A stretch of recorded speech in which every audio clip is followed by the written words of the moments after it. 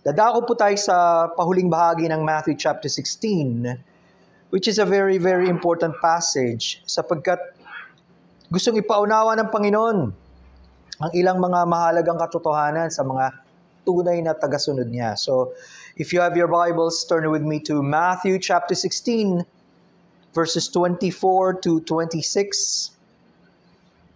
Then said Jesus unto his disciples, If any man will come after me, let him deny himself and take up his cross and follow me. For whosoever will save his life shall lose it, and whosoever will lose his life for my sake shall find it. For what is a man profited if he shall gain the whole world and lose his own soul? Or what shall a man give in exchange for his soul? Pag-aralan po natin about true discipleship, ng pagiging tunay na alagad ng Panginoon. Dito po sa Matthew 16:24, kapag una nating binasa, mukhang ang focus ni Apostle Matthew ay patungkol sa mga alagad ng Panginoon. Sapagkat sinabi niya ang mga salitang ito sa kanyang mga alagad. But when you compare it to Mark 8:34, a parallel passage, ang sabi po doon in Mark 8:34, and when he had called the people unto him with his disciples also. So it would seem that this is a mixed crowd. Maraming mga taong sumusunod sa Panginoon at kasama doon ang kanyang mga alagad, kaya binanggit ng Panginoon sa kanila ang mga katagang ito. And Luke 9:23, another parallel passage, would confirm this. Ang pagkakasabi sa simula, and he said to them all. So hindi limited sa mga original disciples ng Panginoon, pero marami ang nakakapakinig ng ganitong mga salita. At we will understand, sapagkat sa matagal na panahon, marami ng mga sumusunod sa Panginoon. In fact, pag binabanggit sa Bible, multitudes would follow Him. So you would imagine, laksa-laksa. Gustong ipaunawa ng Panginoon, ano ba talaga ang ibig sabihin ng pagsunod sa Kanya? And of course, alam naman natin na ang totoong makakaunawa nito ay yung mga totoong sumusunod na sa Kanya o yung may mga ibig na sumunod sa Kanya. So, let's go to that very, very first term. What is a disciple? Ano nga bang isang alagad? Now, again, in its simplest definition, a disciple is a learner or a pupil. Isang nag-aaral o natututo. Now, sa article sa desiringgod.org, ito ang kanilang binabanggit. The standard definition of disciple, which is a noun, is someone who adheres to the teachings of another. It is a follower or a learner. It refers to someone who takes up the ways of someone else. So lalo na sa panahon yon, basta ikaw ay handang matuto sa isang marunong na tagapagturo, then you are automatically a disciple. Pero binabanggit pa nila, applied to Jesus, a disciple is someone who learns from Him, to live like Him. Someone who, because of God's awakening grace, conforms his or her words and ways to the words and ways of Jesus. And that makes the very big difference. Kumilos ang Diyos sa kanya, kaya gusto niyang maging tagasunod ng Panginoon. In other words, ang isa daw term na pwede natin gamitin, little Christs. At hindi ba yun din ang ibig sabihin ng salitang Christian, little Christs? Now, may dalawang halimbawa sa Bible kung paanong nauunawaan nila ang term na ito.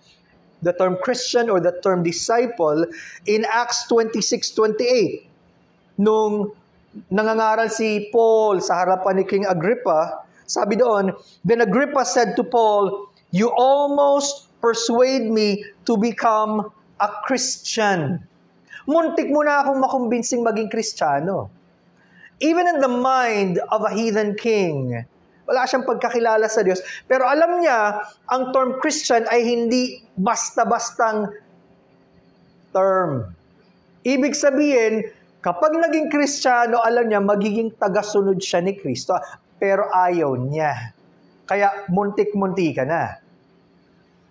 At ang sabi pa sa 2 Corinthians 1:21, now He who establishes us with you in Christ has anointed us in God. Yun ang mahalagang term doon, in Christ. Because a Christian is someone who is in Christ. At ganun din ang pakahulugan sa isang disciple na kay Kristo. Tagasunod siya ni Kristo.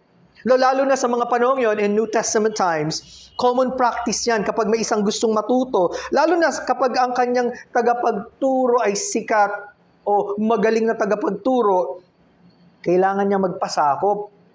Gagawin ng isang disciple o learner, pupunta siya sa isang rabbi or teacher at magiging bahagi siya ng kanyang paaralan. Marahil may iba na siya mga tinuturuan, magpapasakop siya ngayon. Iiwanan niya lahat ng kanyang dating pamumuhay para mag-spend more time with his rabbi or teacher. Kaya kung isipin niyo, parang minsan sa mga college students, lalo na kapag malayo ang kanilang pag-aaralan, iniiwan nila yung kanilang tahanan para mag-stay doon at makapag-focus para matuto. Pero you can imagine this term is to a greater degree. Now, lalo pang iniangat ng Panginoon ang konsepto ng pagiging alagad nung siya na ang nag-lay down ng terms. First of all, you would notice the inclusivity of His words. Sino ba ang sakop ng kanyang mga salita? Sabi niya, if anyone. Ibig sabihin, para sa Diyos, hindi mahalaga ang personal background ng isang tao, ano man ang kanyang pinanggalingan, ano man ang kanyang educational attainment, ano man ang kanyang status sa buhay. Hindi yun ang pinapahalaga ng Panginoon. Anyone can actually do this. Malawak. But at the same time, nilimitahan ng Panginoon, there is a qualification. Sa ating King James, sabi niya, if any man will come after me. Sa New King James, if anyone desires to come after me. Hindi lang pala kahit sino, pero kinakailangan yung tao na may pagnanais na sumunod sa Kanya. And this is the first and primary thing in a disciple's life. At alam natin, this desire must be a God-given desire. Bakit? Sapagkat alam naman natin, originally ang tao, sa kanyang kapanganakan pa lang, hanggang siya'y magkaisip, selfish tayo. We all want our own ways. Kung ano yung palagay natin makakabuti sa atin, yung ating mga pangarap, yung mga ambisyon, gagawin natin, lahat ng magagawa natin para maabot lang yung ating mga minimiti sa buhay. Napaka-selfish ng tao. Kaya malimang baguhin ng Diyos ang kanyang desire, yung pagnanais yung kanyang puso at isip, kahit minsan alam mo na yan, kahit narinig mo na yan, hindi magbabago ang iyong buhay. Malimang katagpuin ka ng Diyos. There must be that God-given desire. Or else we will never ever desire Him or even come to Him. Tanong, bakit may mga tao, they will decide to follow the Lord truly and fully. May mga tao naman at karamihan ayaw. Again, babalik tayo, ano ba ang tingin nila sa Panginoon? Siya ba yung pinakadakila sa lahat? Siya ba yung walang katulad? At naranasan ba nila ang pagkilos ng Espiritu ng Diyos na naglalapit sa kanila sa Panginoong Jesucristo? Napakalaking pagbabago doon. Remember the disciples of our Lord Jesus Christ during that time? Simple lang kanyang sinabi follow me. Sa maikling salitang yun, kumilos ang Diyos, and they left everything and followed Him. They were drawn to the Lord Jesus Christ. At nalaman nilang, wala nang ibang katulad niya. Gusto kong sumunod. Wala nang tanong-tanong, wala nang pagdadalawang isip. They immediately left everything and followed Him. Question. Gusto mo pa bang talagang sumunod sa Panginoon? At patuloy ka pa bang sumusunod sa Kanya? Kaya nga when the Lord was reminding me this is actually something that we all should never ever forget. Paano tayo tinawag ng Panginoon? Para sa Niya tayo tinawag? Kahit gaano katagal na tayong Kristiyano, kailangan bumalik tayo sa ganitong katotohanan. Or else, just like anyone else, makakalimutan natin yung primary na pagtawag sa atin ng Panginoon. At pwedeng maging abala tayo sa napakaraming iba pang mga bagay.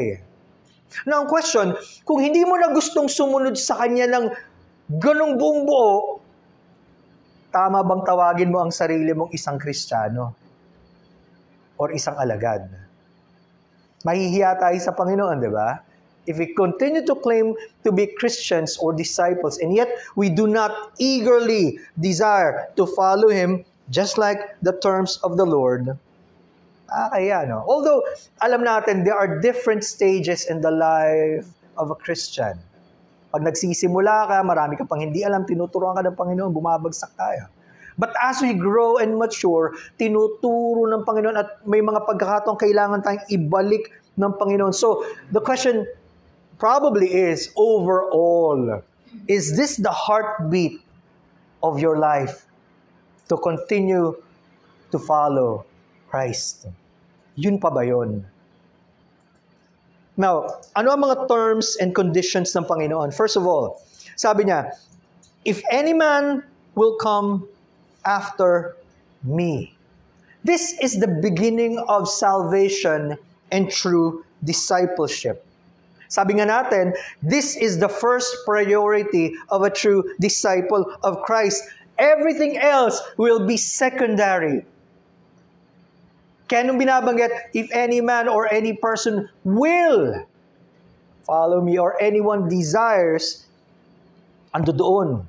Inilagay ng Panginoon yung great desire. Now, it's possible to be like the Apostle Paul who traveled to different places to preach the gospel, or to be like Timothy who was called to pastor a particular church, or dadalhin ka ng Panginoon in a certain situation or place, dun ka niya gagamitan. But saan man tayo dalhin o gamitin ng Panginoon, one thing is sure, gagabayan niya tayo, ililid niya tayo, and the desire will be there. Gusto natin mag-spend more time with our Lord, more than anything or anyone else. Again, a classic example in Luke 10:39. Ano binabanggit doon? That famous story. Sabi sa Luke 10:39, and she had a sister called Mary who also sat at Jesus' feet and heard His word.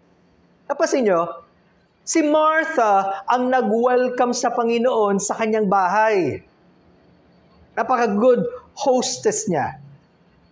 Okay? Magandang katangian ng mga Pilipino yan. Pero sabi, sa verse number 40, anong kanyang ginawa? Martha was distracted with much serving. Pagkatapos niyang patuluyan ng Panginoon, sumigi na siya sa gusto niyang gawin because thinking, dito niya malulugod ng Panginoon sa paglilingkod. At totoo naman mahalaga ang service, pero that was not what the Lord wanted at that particular time. Everything has its own place and its own time. Kaya ang sabi, napunta doon ang atensyon niya, nawala sa Panginoon, na gusto niya sanang paglingkuran. But Mary sat at Jesus' feet and heard His word. That's the first role of a disciple. To be with the Lord, to spend time with Him, and to listen. Ibig sabihin, as important as service is, we cannot even begin to serve the Lord without spending time with Him. Right? Sayang yung mga paglilingkod natin kung wala ka namang panahon para sa Kanya. Para saan mo ginagawa? Magkasunod yun. Time with Him first, to listen to Him, and then go and serve after. You cannot reverse that. In that scenario, sino sa palagay nyo ang madaling makakarinig kung merong gustong sabihin ng Panginoon o meron siyang hihingiin? Obvious, di ba? Mary, who was there, would immediately know. Kaya nga natatandaan nyo, of all the people who followed the Lord at this time, it was only Mary who remembered the death of the Lord. Lahat ng mga ibang mga disciples, nakalimutan nila yan. Kaya nga she anointed the Lord, even with spikenard, yung napakamamahal na tabong, as a tribute for Him. Naalala niyo yun because yun ang gusto niya, to sat at the feet of Jesus. Everything has its particular place. Pareho din ito ng principle sa Mark chapter 3, verse number 14. Ano sabi sa Mark 3:14? And He ordained 12. Bakit? That they should be with Him, and that He might send them forth to preach. But niya tinalaga ang 12 ito, that they might be with Him. That was their first priority. Nangangahulugan, they could not even begin to preach if they did not spend time with Jesus. Kaya sila matututo sa Panginoon. They would watch Him at yun din ang sasabihin nila sa iba. What a very, very great reminder to us as preachers and teachers of the Word of God. Bakit? Masarap mag-aral ng text of the Bible if you have a gift of teaching. Okay? Pero bukod sa pag-aaral, ang pinakamahalaga, katagpuin tayo ng Diyos at mangusap siya sa atin. Aani naman natin yung napakarami nating natutunang mga napakagandang salita, pero hindi mo naranasan yung malapit na presensya ng Diyos. And even to us Christians, yun dapat yung minimiti ng puso natin, na hindi natin pwedeng mamadali. We can spend probably 8 to 10 hours of work, pero 5 minutes with the Lord. Masaya tayo ng ganon. No, that's something you could never, ever be content. Kaya, in order to share the Word of God, dapat kinausap ka muna ng Diyos. You don't just deliver facts. You become the Lord's instrument. And once you speak, kahit nag-share ka nga ng one-on-one, you are witnessing to someone, you become God's voice to that person. See? Kailangan nangungusap ang Diyos sa atin. So, kailangan andun yung desire. Now, second point, notice, a true disciple should deny himself. Diba?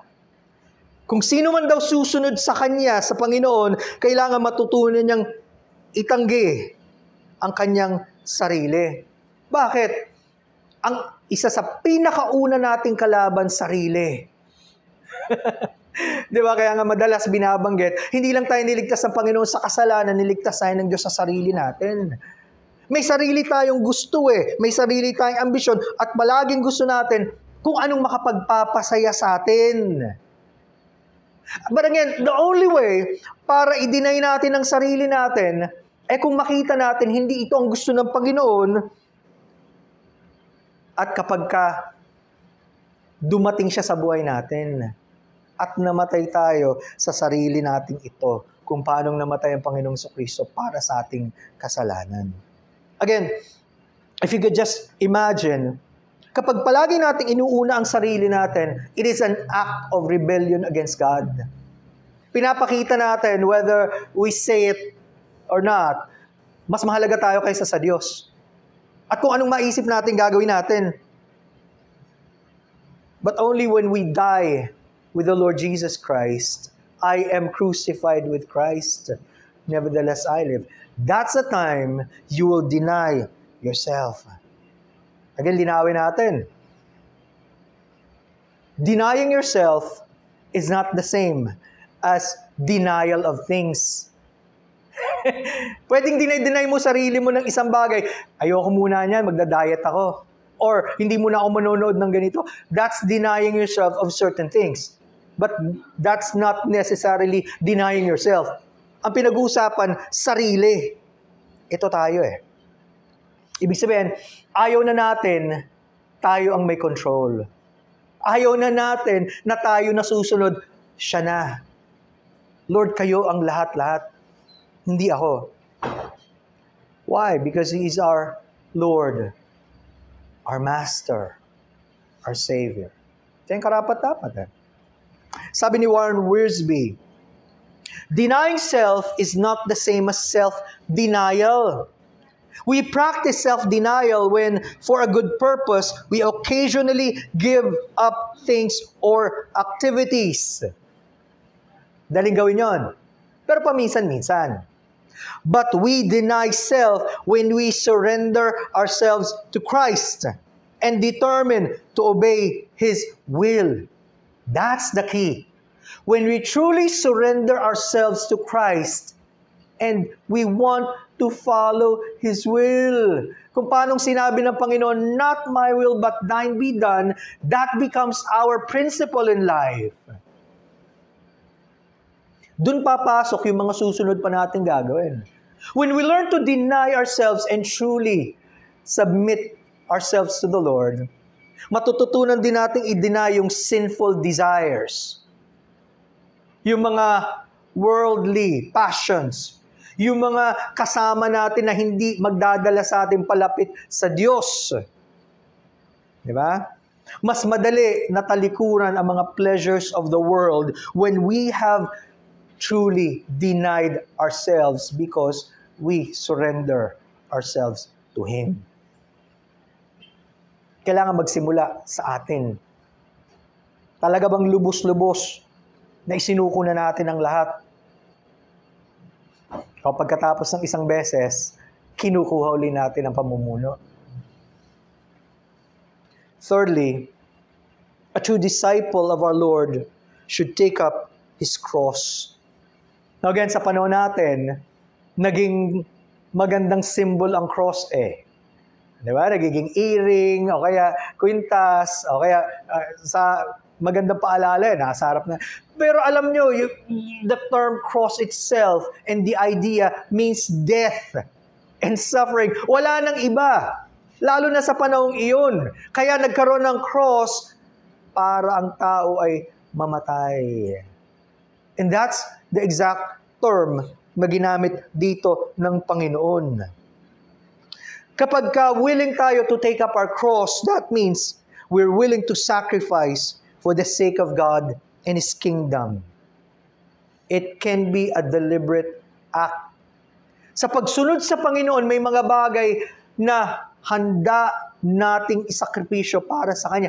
And sabi nga ng isang nagsulat din, hindi nagiging sacrifice yan kung dahil sa pag-ibig natin sa Panginoon. But we are willing. Hindi yun ang magiging mahalaga kung yan ang magpapalayo sa atin sa Diyos o para sumunod sa Kanyang kalooban. Maraming bagay na nagaganap sa buhay natin. For example, if a husband beats the wife, nangyayari yan. Pero bakit nangyari yon? Kung ang isang asawa gusto niyang sumunod sa Panginoon at binubugbog na siya ng asawa niya, and then kinukomit pa rin niya yung sarili niya sa Diyos at ayaw niyang lumayo sa Panginoon, alam mong magiging tapat siya sa Panginoon.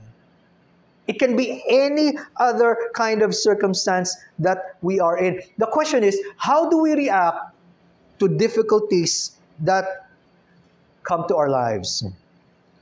Handa ba tayong piliin ng Panginoon palagi kahit mahihirapan tayo? Do we want to take the road less traveled o yung madalas gusto lang ng karamihan dahil madali? Sinulat ni John Gill, to take up his cross is to cheerfully receive and patiently bear every affliction and evil, however shameful and painful it may be. I think that's the difficult part. Yung masaya kang tinatanggap mo kahit masakit at nagpapasensya ka. Hindi ka reklamo ng reklamo. Because you know, this is part of your lot as you follow the Lord.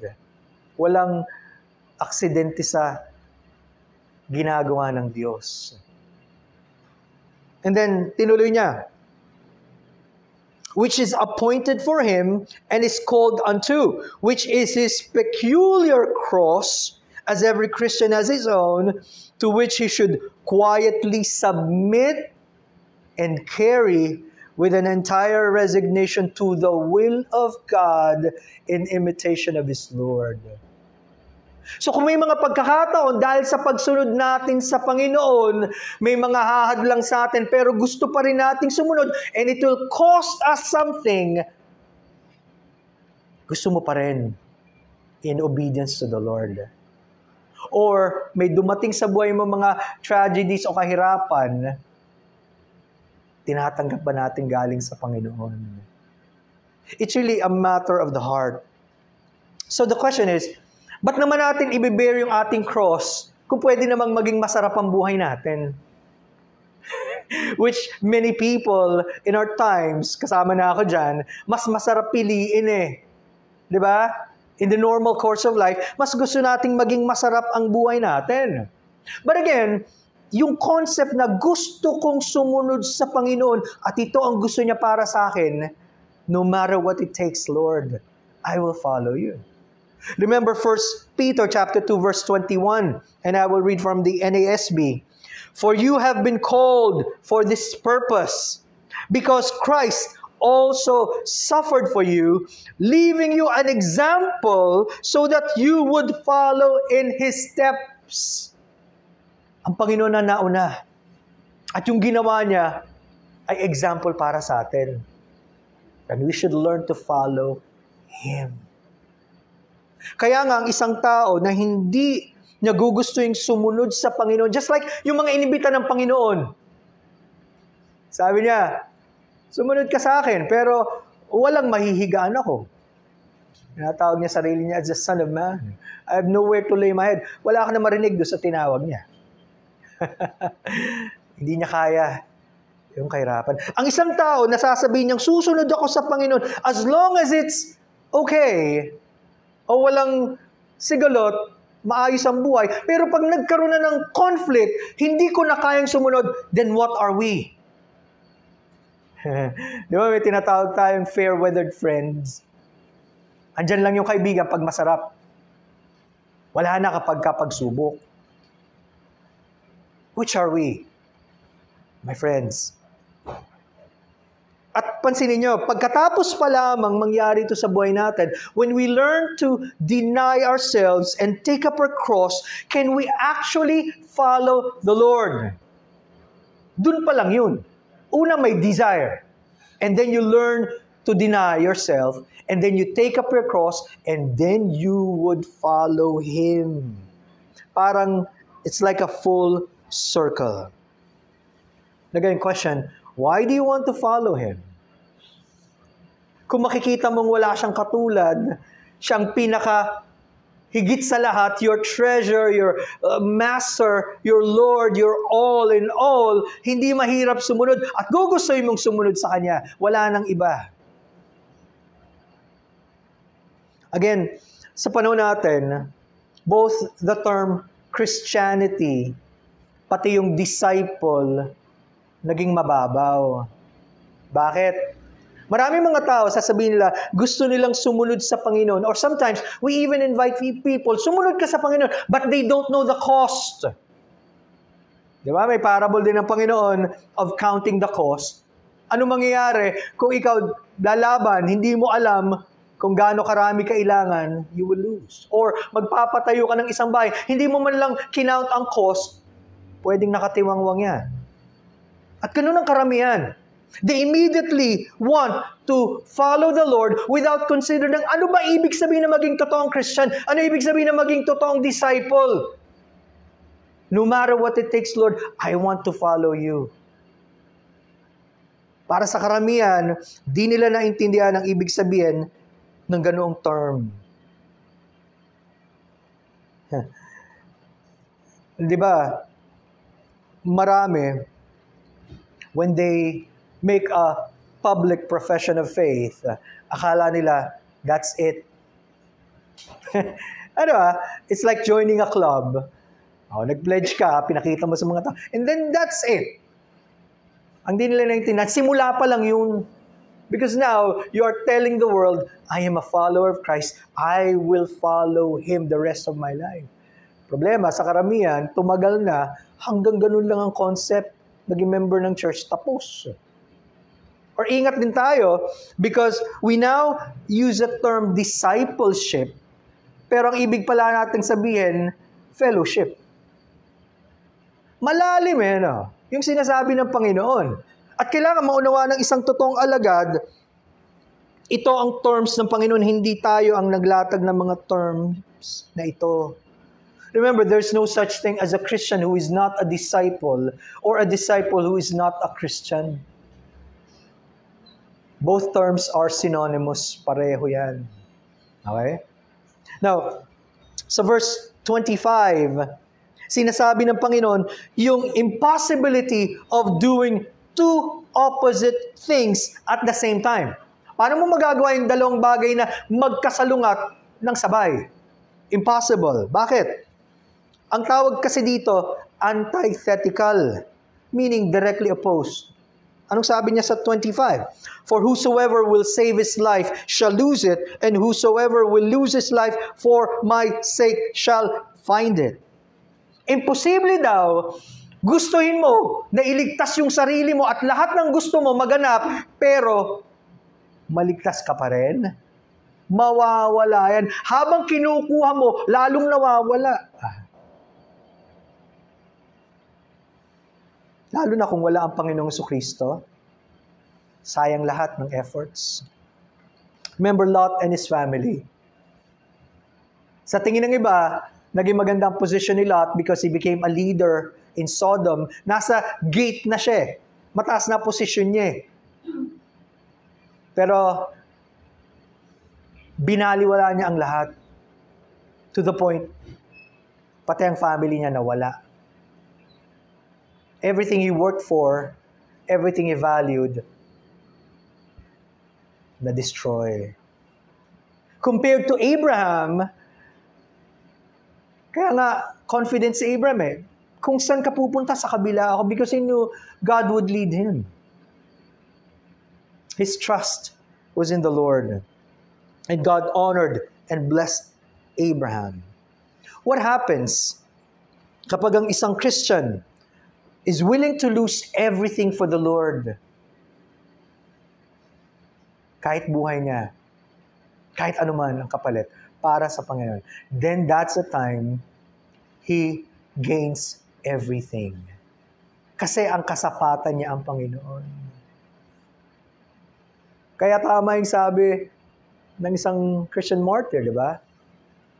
He is no fool who gives what he cannot keep to gain what he cannot lose. Hindi mang isang tao na handa niyang bitawan yung hindi naman niya pwedeng itago. Bakit? Sapagkat yun ang paraan para magkaroon siya ng galing sa Diyos. And that's eternal, my friends. At yun ang ibig sabihin ng Panginoon when He said in John 10:10, di ba? The thief cometh not but for to kill, to steal, and to destroy, but I have come that they might have life and have it more abundantly. Yun yung abundant life, the life galing sa Panginoong Jesucristo. Siya yung lahat-lahat sa atin. If the Lord blesses us materially, praise be to the Lord. Pero mostly ang sinasabi, yung buhay na galing sa Diyos. Mararanasan mo what it means for Him to fill us. What it means for Him to guide us. What it means na siya ang lahat-lahat sa atin. Yun ang hindi nararanasan ng karamihan na nagsasabing disciples or followers of Christ. Nararanasan pa ba natin yun, mga kapatid? That full and abundant life that can only come from the Lord. Paano mangyayari kung marami tayong pursuits sa buhay na walang kinalaman sa Diyos? Because we've already nilatag na natin lahat ng plano natin, pero hindi natin inask sa Panginoon. Diba? At paano mangyayari if you never even pray or think about what God wants? Yes, we can succeed in many things, but if you succeed on your own terms, you might lose everything. But we must make sure it is in God's terms. Ito yung gusto niya. And that's exactly what I want to do. Napakadelikado. Imagine, if you lived your life to the fullest, sabi nga nila, live your life to the fullest. But even if you live your life to the fullest, pero binigay mo na yung best effort, lahat ng isip mo, lahat ng lakas mo, lahat ng meron ka, pero mali pala. At the end, saan lahat yan? Hindi ba tama na sa simula pa lang, tinitiyak na natin, ito ay gusto ng Diyos and lahat ito para sa Kanya. Yun lang ang paraan para hindi mo wala eh. Alam nyo naman, di ba? Ang Diyos pa rin nagbibigay niyan eh. Philippians 2:13, for it is God who works in you both to will and to do of His good pleasure. Yung desire comes from God and the ability to be able to do that galing pa rin sa Kanya. Do we still have that kind of fire in our hearts? O nawala na sa paglipas ng panahon? Alam niyo ang difference ng isang fan, yung avid fan, tsaka ng isang player. Yung isang avid fan, kahit gaano pa ka-tinding fan yan, pwede siyang palaging andun every time na may practice o sa laro ng kanyang favorite team or player, pwede siyang nag-cheer, pwede siyang gumasos ng lahat, at pwede siyang magsabi sa mga tao, panoorin natin. But one thing is lacking. Hindi siya part ng team. Wala siya sa practice. Hindi siya kasama kapag mayroong plano. Andun lang siya. Palaging nanonood. Pero yung isang player, lalo na kung talagang dedicated player, andun siya palagi as much as possible. Andun yung discipline just to be able to give the best effort. At nakikinig siya sa coach, ano yung plan na gagawin. Hindi siya nag-iisa. As Christians, applying that principle, ano tayo? Are we avid fans of the Lord Jesus Christ? Masaya tayo para sa Panginoon, sa mga bagay ng Diyos, na masaya tayo makita mga fellow brethren, pero hindi ka pala part ng kanyang team. Hindi ka pala totoong alagad ng Panginoon. You're just there, but you're never really a part. Or are you actually someone who has been born again, a part of the family of God, and actively desiring to give honor to Him in whatever possible way. Sa pinakamaliit hanggang sa pinakamalaking paraan. Saan tayo doon? Now, how do we know na napaka-halaga ng bagay na ito? Bakit hindi ito yung sinasabi ng iba? May mga nagsasabi kasi, well, ibang stage lang yan. At first, you can become a Christian. Later on, you can become a disciple. Pero ba't hindi ganun ang ibig sabihin ng Panginoon? Bakit napakahalaga nito? Because notice, sa verse number 26, again, for what is a man profited if he shall gain the whole world and lose his own soul? Wala naman sigurong tao na gustong malugi kapag nagnegosyo. At wala naman sigurong tao na sasadyain niya yung buhay niya walang kabuluhan. Pero gusto ng Panginoon mag-isip-isip ang marami, ano ba ang mahalaga sa atin? Yung pinapahalaga ng karamihan o yung pinapahalaga ng Diyos? Notice, sabi niya, What shall a man give in exchange for his soul? Una, makikita natin, ano ang mahalaga sa Diyos? Yes, maraming mahalaga, pero ano ang pinakamahalaga sa Diyos? The eternal things. Lalo na yung pagkakilala sa Kanya at yung pagbibigay lugod sa Kanya. Again, now and for all eternity. Magkasunod yun, magkadugtong. We do not just live now, we live for God for all eternity. Yun ang totoong tahanan natin.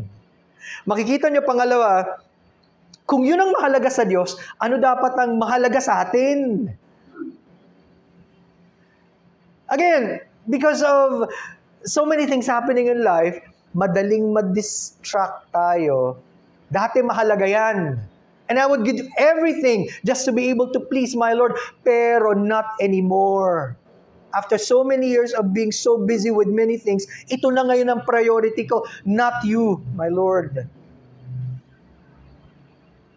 Aanhin natin yan, kung pansamantala lang yan.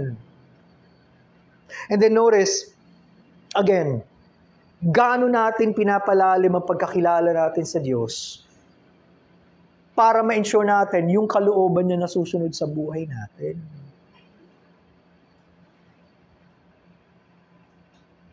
And the last point, sa natin dapat ibuhos ngayon, ang ating buong lakas, ang ating buong atensyon, ang lahat-lahat na meron tayo.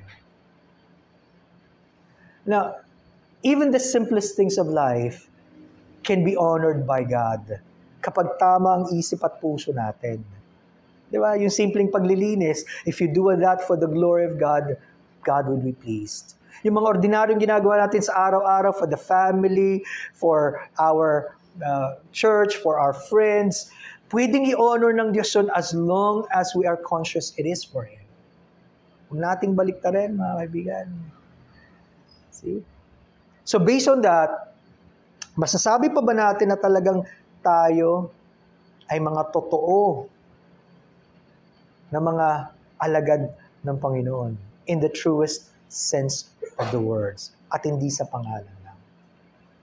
May the Lord remind us and teach us ano ba ang kalagayan natin sa Kanyang harapan at this particular time.